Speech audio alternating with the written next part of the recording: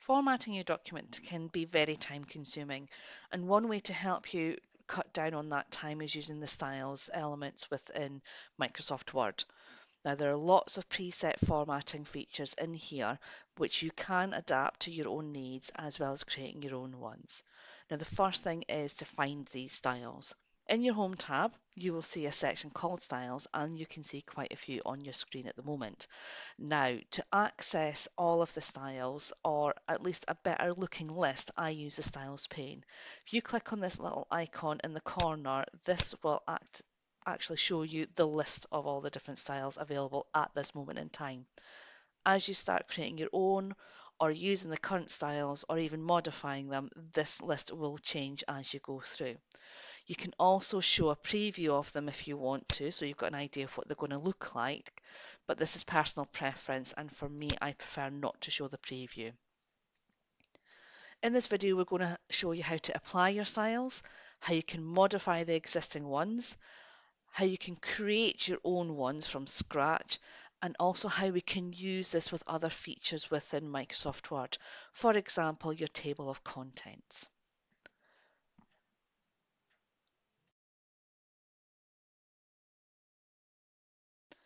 Applying styles is very simple and straightforward in the fact that you either need to select the text that you want to apply the style to or click within the paragraph that you want to apply the style to.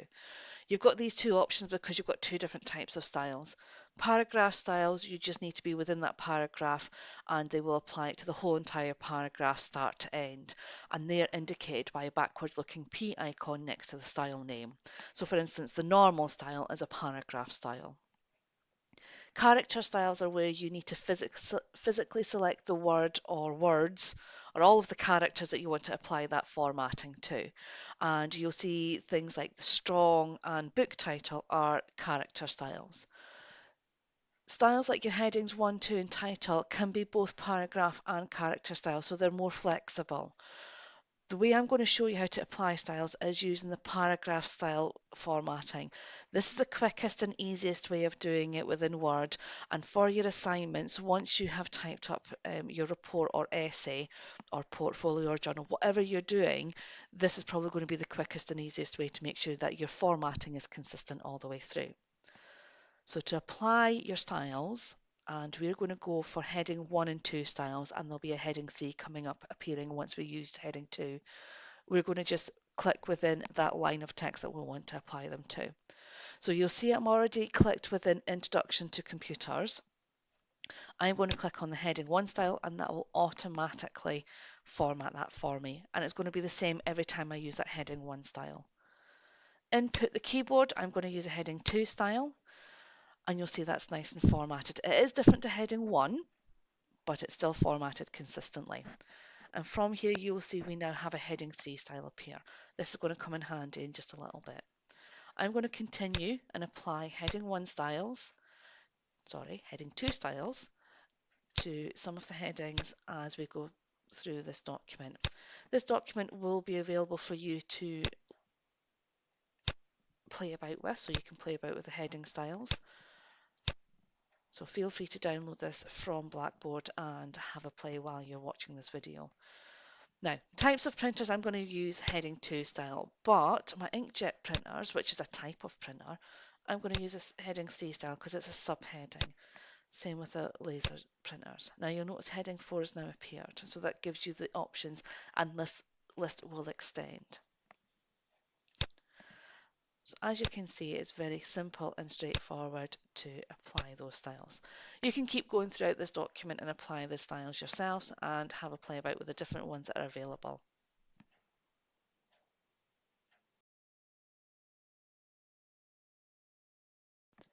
Now that we know how to apply styles, let's look at modifying them. Modifying them is quite straightforward in the fact that you choose the style that you want to change, you modify it and change the settings that you want to change, and then as long as they're applied in your document, they will automatically change your document to conform to that formatting. So let's look at our normal text. For our assignments, they need to be Arial, size 12 and double line spacing. So let's modify our normal style to this. Find the normal style either in the pane on the left hand side or within the styles box at the top on your ribbon. Right click on the style name and then click on modify.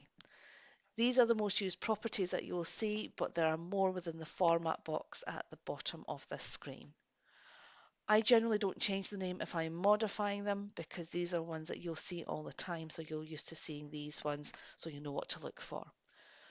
Let's change this formatting to Arial size 12 and double line spacing.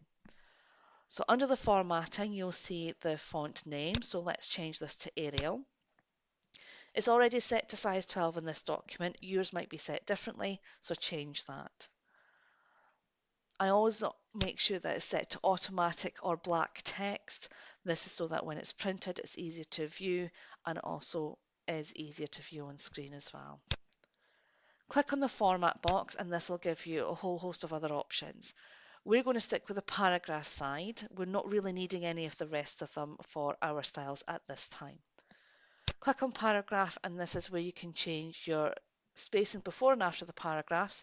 We're just going to leave these at 0 and change your line spacing to double. Once this is done and we click on OK, that will have all of the setting styles here, and then click on OK again. And what will happen is once I click on OK, you'll see all of my main text change to Arial size 12 and double line spacing. Now, how quick and simple was that? Let's have a look at our heading styles. Now, my suggestion is that your headings are bold. You can use underlined if you wish, but bold is easier for readability and also looks more professional. If you look at a lot of professional documents, you'll see a lot of bold and not so much underlining. So let's have a look at heading style 1. Now, this is a suggestion. It's not something that you have to follow for your assignments. This is something that I personally do, so it's purely a suggestion. But I'm still going to stick to that Arial head font size just for consistency and put that professional look. I'm also going to change it to size 18 and make them bold, and I'm also going to have a black text. Once you've got these settings, you'll see that they are then recorded, and what that will do is it will automatically change all of the settings within the document. Now, it has picked up the double line spacing because of our normal style, so we can just forget about the paragraph element of it and just click on OK. And you'll notice my heading 1 style's changed automatically. Heading 2, again, let's modify this one, and as ever, Arial. This time I'm going to choose size 16. I'm going to make it bold. And again, I stick to black for readability. Click on OK and you'll see that heading and the following they're all formatted in exactly the same way. Right, heading style 3, let's modify this one. Again, Arial, but this time I'm going to go size 14. And just to show you, you don't have to stick with bold. It's a personal preference of mine. I'm going to go underlined and have black text. When I click on OK, that will change it within the document. Now you cannot see it on this part of my document, but if I scroll down, you'll see my inkjet printers here and my laser printers here are the right style because we've applied the heading 3 style and it's now set it up and it's reformatted my document for me.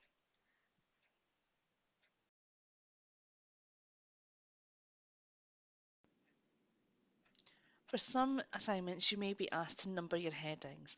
This is something that can be quick and easy now that we use styles. Within your Home tab, if you look for the paragraph section, and within that you have your numbered list. Now, if you click on that drop down, you can have some of these options, but there are more options than this. The next one along shows you your multi-level list. This is where you can have main headings as say 1 and then any subheadings after that say 1.1, 1.2 and so on. Now there are lots of options to choose in here, so if you click on that, what you can see is the one that most assignments may need to conform to if you need to number your headings is this option here. And because we've applied these heading styles, it will automatically do the numbering for you. So I'm going to choose this option and you can see all of my headings have now been numbered. As I scroll through the document, just so you can see, they have been numbered correctly. I just want to show you, and even my third level headings have been numbered correctly as well. This is something that's very useful for your dissertations if you're asked to number your headings, or any other assignment or work that you're completing where you not want to number your headings.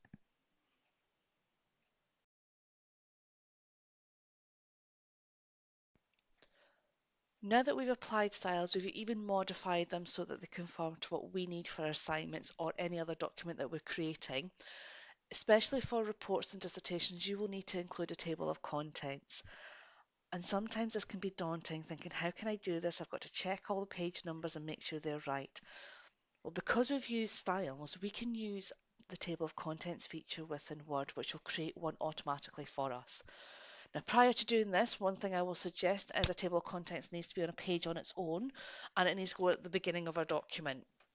Now, ideally, we should have a title page first, but we're going to ignore that fact just purely for this demonstration. But one thing that I will suggest is whenever you are wanting to start something on the next page, please use page breaks instead of using the enter key. This will allow you to make sure that it will always be at the top of the following page if you were to format any part of your document. Now, you can go to insert and you've got page breaks here, or you can go through your layout. So place your cursor where you want your page break to be entered in, and then click on page break, and that will force onto the next page for you. So that makes it nice and neat for you, so that if your table of contents was then to span onto 2 pages, your introduction or whatever your first heading is will always be on the following page. Now I'm going to go back to the top of this first page and I'm going to insert my table of contents. Now this does not mean typing all of our headings out manually. What we need to do is if we go to our references tab, you will see table of contents. What this will do is it will provide and insert a table of contents for you based on all of the headings that you've inserted. So if we click on this option, you will see there's some preset formatting here that you can use. So you can choose, and to be perfectly honest, the table of contents, the automatic table number 2, will meet the majority of your assignment needs. We will still need to slightly change one of the headings a little bit, but this will put it in here.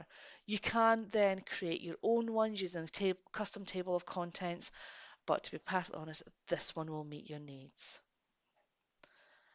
So once you've found the one that you want, click on that one and it will automatically put it in there for you.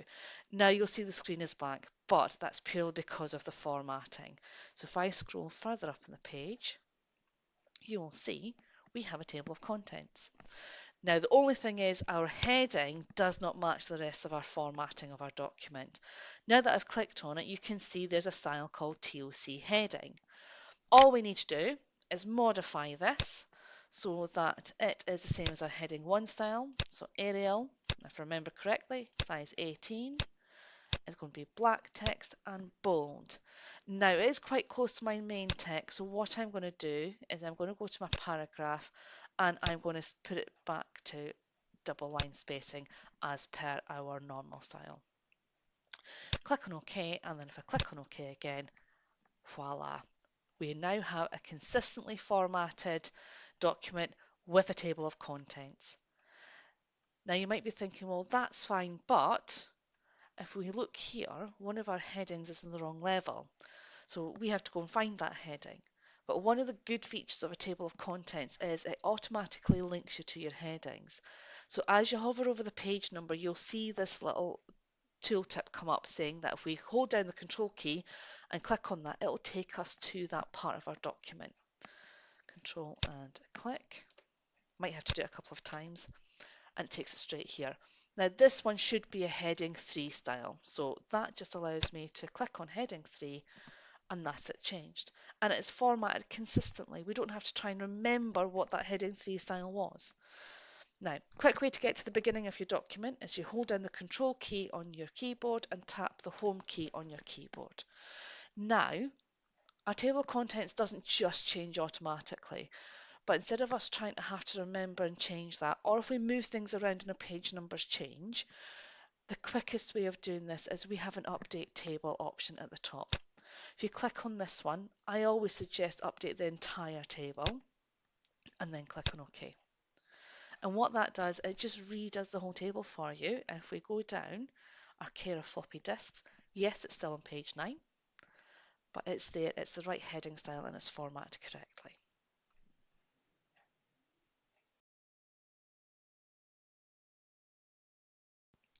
There's one more feature that I want to show you how to use now that we're using styles, and this is the navigation pane.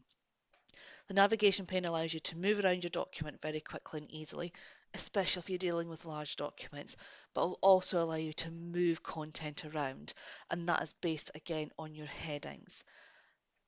To open up the navigation pane, I'm first going to close my styles pane, otherwise my screen becomes very cluttered. And to do that, just click on the X. If you go to the View tab within your ribbon, you will then see 3 tick boxes. You want to click on Navigation Pane. And this is basically your table of contents, but in a way that allows you to navigate very quickly and easily. So say if I wanted to go and look at the printer section, all I would do in my navigation pane is click on types of printer, and that will take me straight to that part of my document. So it allows me to check my formatting in documents, allows me to read through certain sections, but also allows me to move around my document very quickly and easily. Now, in this document, we've now got 16 pages, so that's quite a lot to scroll through. So please use your navigation pane to save you on those few seconds that will allow you to spend on writing your actual documents. Now, I did say it allowed us to move things around. So to do that, all we're going to do is move our headings around in the navigation pane. Now, what it will do is it will take everything under that heading and before the next heading of the same type and move it along with it. So, for example, I want to move the software computer program section. Maybe this actually should come in after operating systems. So I'm going to click on that heading and it'll take me there. And what it's going to do is going to take that heading and all of the main text underneath it and move it as I drag it around. So to move this heading, I'm going to click and hold on software computer programs within my navigation pane and then drag with my mouse to where I think it should actually go. And once I'm happy, I will let go and that's where it's moved it to. Now, if you just scroll up, you will see it's actually selected that whole paragraph and the heading, and that's what's moved. It's even renumbered it because we've used our numbering feature instead of manually doing it ourselves. So these are some of the features that are very useful that are linked to styles. So please have a look at these ones, investigate, play about, and see how they're going to help you with your assignment writing.